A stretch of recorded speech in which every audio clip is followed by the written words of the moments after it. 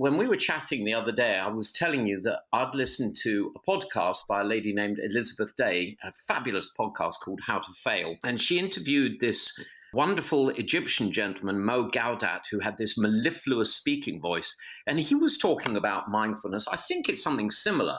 And he said, when your brain starts giving you that negative narrative, give it a name. And then you can say, thank you very much, Sybil, or whatever you call your brain. That's not very helpful to me, go in a corner.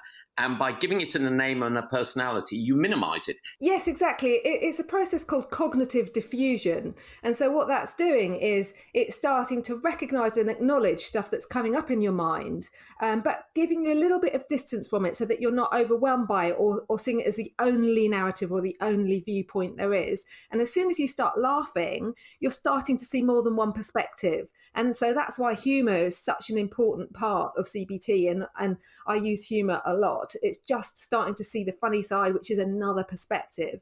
And so you're able to start to recognise that, yeah, it's just a thought, I'm just getting annoyed. And it's okay to be annoyed. It's okay to have whatever feelings that come, that they can be acknowledged.